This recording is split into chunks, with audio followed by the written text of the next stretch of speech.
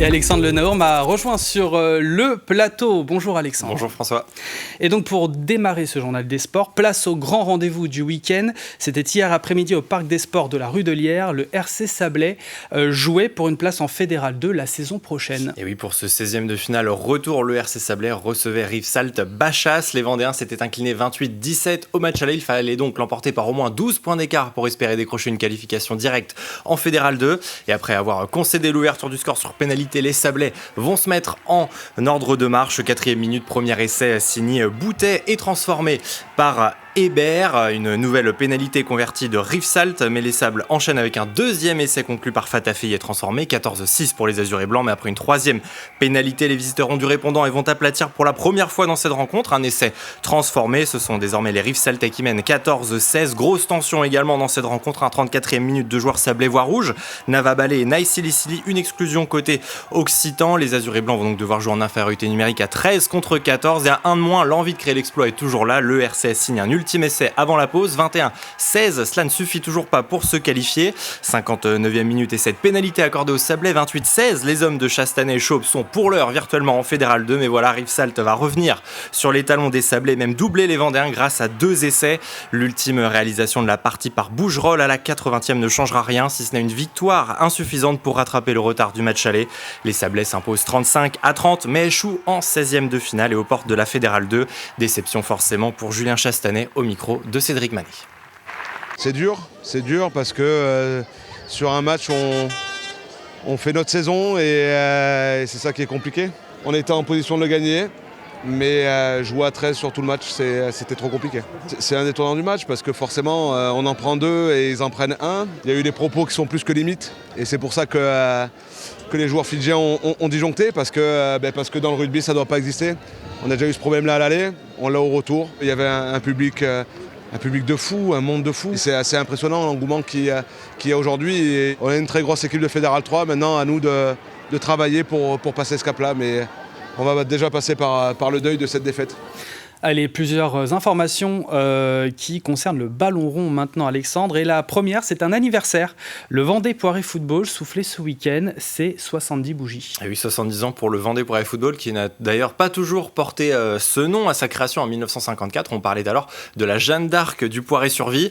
Samedi après-midi, en tout cas, l'esprit était à la fête au stade de Lidonnière pour fêter les 70 ans d'existence du club, aux quelques 740 licenciés. Plusieurs matchs de gala et animation avaient lieu à partir de 15h. Et puis, le gâteau sur la cerise, comme le dit son président Jean-Yves Cougneux, c'est aussi et surtout que le club des Genoux boucle cette saison avec de superbes résultats, une montée de R2 en R1 et puis bien évidemment on en parlait la semaine dernière avec Rabi Zerwal, l'équipe première évoluera en National 2 l'an prochain et ce après une très belle saison en N3. Et puis pour la deuxième information football de ce matin, je vous propose de partir direction Montaigu et le pôle sportif Maxime Bossis. C'est là-bas que se disputait hier après-midi la finale de la Coupe de Vendée entre Esnay, pensionnaire de R2 et Mareuil sur les 10 qui évoluent en R1 et la victoire revient aux Maroyais.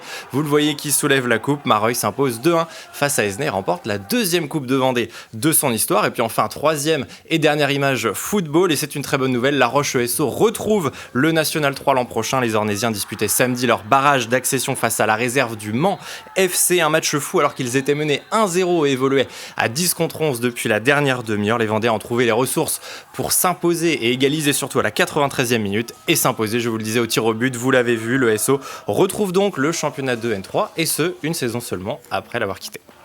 On parle de La Roche-sur-Yon maintenant, Alexandre, et on irait justement pour du rink hockey. Samedi soir à l'Angelmière, la Vendéenne recevait Noisy-le-Grand. Et alors là, ça a été un véritable festival offensif. Cette 20e journée de N1 Elite a offert pas moins de 11 buts. Allez, j'ai 1 minute chrono pour vous les montrer montre en main. C'est parti, les Rouges et Noirs réalisent une très bonne entame et prennent rapidement les devants avec ce premier but de Vincent à la 4e minute.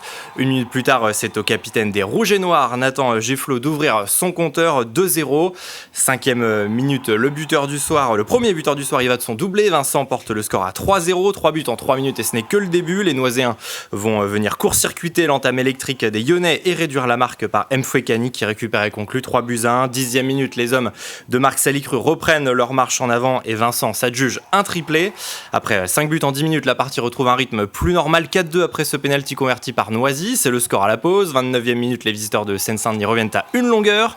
Pujol qui va être fautif sportif ici d'une très mauvaise remise directement sur Geflo qui ne se prive pas pour redonner de l'air aux siens. 5-3 désormais, mais les Lyonnais restent sous la menace des Franciliens avec ce nouveau but signé d'Acosta, 5-4. Il faudra un grand serrat dans les cages pour préserver cette avance avant que les Rouges et Noirs ne viennent conclure ce festival offensif avec Mir et Gaucher comme dernier artificier du soir. La Vendéenne s'impose 7-4, non sans mal, face à Noisy-le-Grand. Une soirée riche en enseignements pour le coach lyonnais Marc Sélicru. Réaction recueillie par Cédric Manet. On a mis 3 buts, même après on revient 4-1, donc on était très très bien. Puis on a perdu un peu le fil du match, on a commencé à jouer un peu trop individuel, on a perdu un peu le système, on a commencé à faire presque du n'importe quoi. On a permis Noisy de revenir dans le match, et puis la deuxième mi-temps c'était un peu le même jeu, je veux dire, je pense qu'on s'est vu un peu trop haut, on s'est cru qu'on allait gagner facilement. Je pense qu'aujourd'hui l'enseignement il est là, faut respecter tout le monde, faut jouer 50 minutes, faut pas arrêter de jouer. Et la saison elle se finit le 8 juin, elle se finit pas ce soir, donc je pense qu'il y a beaucoup d'enseignements au niveau individuel et aussi collectif à intégrer ce soir. Dans un tout autre sujet, à présent, Alexandre, ce week-end se tenait une compétition peu commune du côté de Fontenay-le-Comte. C'était le championnat de France d'e-trot racing. Vous vous demandez peut-être ce que cela signifiait. Eh bien, c'était le championnat de France de trottinette électrique. Nous vous en parlions jeudi dernier dans 85 chronos. La piste de la Michetterie à Fontenay-le-Comte accueillait la 3e manche du championnat de France, un événement qui était organisé en même temps que les épreuves de mini-OGP un peu plus connues et qui concernent les jeunes pilotes sur des motos adaptées. Pour les trottinettes électriques, comme vous le voyez, c'était une première en Vendée. Il faut dire que l'épreuve est toute récente et a été intégrée à la Fédération française de moto seulement en 2022. 3 courses étaient organisées sur le circuit de 1083 mètres et ce pour les différentes catégories, monotype, light ou encore les trottinettes racing, les plus rapides, non sans quelques accros, hein, vous le voyez ici. Samedi sur la piste, la vingtaine de pilotes engagés a parfois tutoyé les 90 km/h. Au micro de Julien Comte, je vous propose d'écouter le vainqueur de la catégorie racing, justement un vainqueur de 28 ans et qui nous vient de Suisse. Moi à la base je suis motard et une fois j'ai un ami qui est arrivé avec une trotte comme ça, j'ai essayé puis ça a direct été le coup de cœur.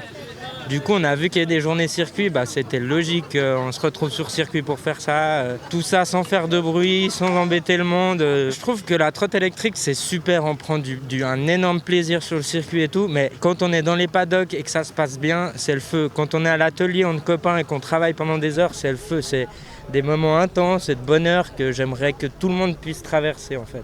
Quelques images de la baie de New York où se déroulait vendredi le Vendée Liberty, une course exhibition sans grand enjeu si ce n'est de se remettre en jambes pour les 28 skippers qui se lanceront mercredi pour la New York Vendée Les Sables. Plusieurs sessions étaient organisées par groupe de skippers sur ce parcours d'1 000 nautique. L'objectif était de réaliser le meilleur chrono et le plus rapide d'entre tous a été Romain Attanasio sur son IMOCA Fortinet Best Western. Prochaine échéance donc dès ce mercredi pour les 28 skippers engagés au départ de la New York Vendée. La dernière occasion de valider son ticket pour le Vendée Globe. Le départ sera d'ailleurs à suivre en direct sur TV Vendée lors d'une grande soirée spéciale à 19h30.